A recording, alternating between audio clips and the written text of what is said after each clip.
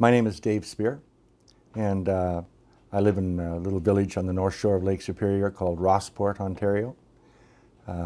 I worked here most of my life as a locomotive engineer with Canadian Pacific Rail. And about a year ago, I suddenly was brought on with some severe shortness of breath. I couldn't explain it, and we did a X-ray and discovered some masses in my chest, and it turned out that it was a lung cancer. They determined that we could handle 6 weeks of radiation treatment along with 6 treatments of chemo. So it's been all winter ordeal. As a matter of fact, I just simply had my last chemotherapy treatment this past Monday.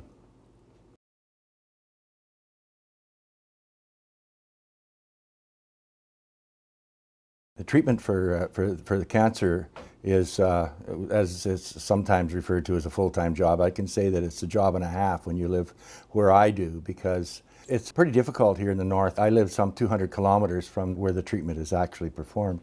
It's quite a distance to travel. That's just one way, so you figure 400 kilometers both ways. And this is a beautiful time of the year right now to travel that road between here and Thunder Bay, alongside the Lake Superior. But we turn it around, and then we make it January that you have to travel this road, and there's the black ice, and there's all the pitfalls of winter. And although in the beginning I thought that this is a piece of cake, my first chemo treatments I was able to tolerate rather well, and the first radiation treatments I could tolerate rather well. But I was driving myself back and forth this 400 kilometers. And I could handle that, but the treatment proved to be accumulative, and then it got much more difficult as time went on, and it became apparent at one point that I could fall asleep while driving, and I had to really watch myself very closely, and then had to come up with other methods of being able to get to and from the hospital in Thunder Bay, because of the possibility of having an accident and not only injuring myself but maybe someone else. So it's it's all consuming. It takes up your whole life and then some. You have to be very thankful to have some good people around you.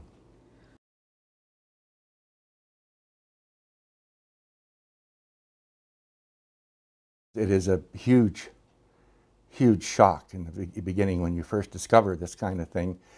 You feel like a life sentence. You feel like this. I'm getting closer to my next journey, and what are we going to do? How do we solve? What do we got? Oh man, we got tons of things that we have to deal with. How long can we live in our home?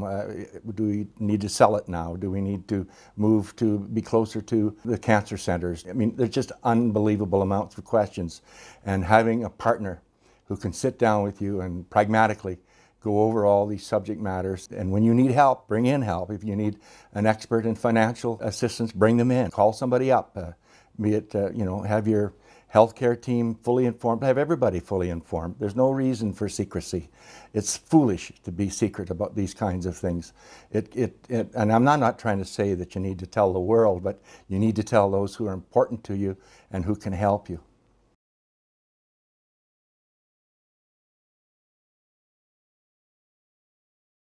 I know full well that what my capabilities are, and I don't want to go beyond that. I will seek out the assistance that I need, and in some cases I can be downright demanding. I will really go after what I think is necessary for my well-being as well as those around me. Being one's own advocate is probably the most important, for me at any rate, the most important issue of the entire procedure. I have learned that this is my body and it's my responsibilities.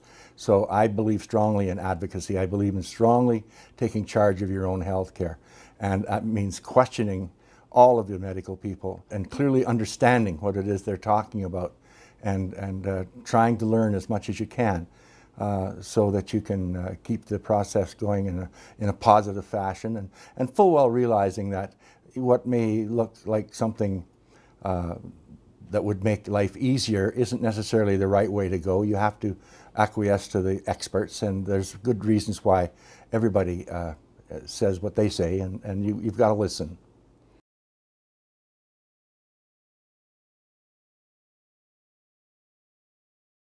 In my case, the radiation burns that came out on my back were fairly severe, and they were quite painful, and they wouldn't allow me to sleep at night. And although we put cream on them and things like that, it wasn't helpful. But I was visiting with the woundostomy people in another hospital, and I asked them to take a look at my back, and within minutes they had the pain gone. So you soon learn that there are people who have specialty skills that can help you, and you need to look out and seek out where those specialty skills lie. And I honestly believe that from the radiation oncologist, they were very pleased that I looked beyond them for help. It was, they too are searching for help to be able to alleviate people's pain.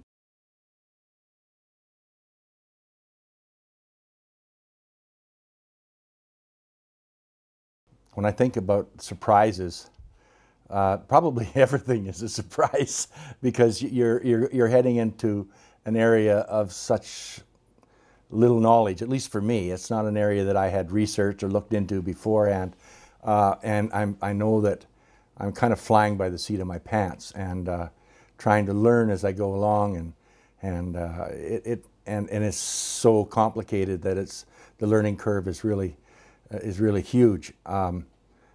But I know, to be quite honest with you, I had 2 bad days when I first discovered I had cancer.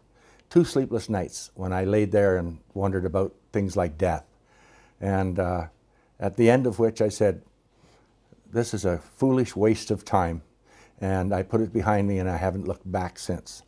I have no intentions of wasting any more time on negativities and all the so-called sorrowful things. I have nothing to be sorrowful about. I'm still alive, and I'm still full of piss and vinegar, and I'm just going to give her.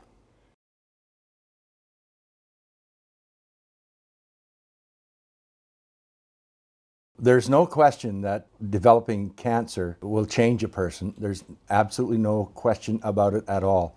And I think that's part and parcel to probably the area that cancer and death kind of go together, or have for so many years. I know that's changing, and I know that cancer is being beaten more and more all the time. But I think at the same token, one has to be a little bit pragmatic with respect to the whole issue, and knowing that there's some winners and some losers.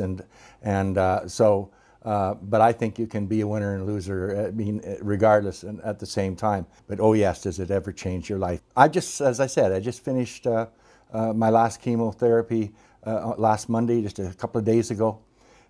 And who knows, next year I might be going through exactly the same thing all over again. And at this stage of the game, I'm quite prepared to do that. How many times I'll be prepared to do that, I don't know.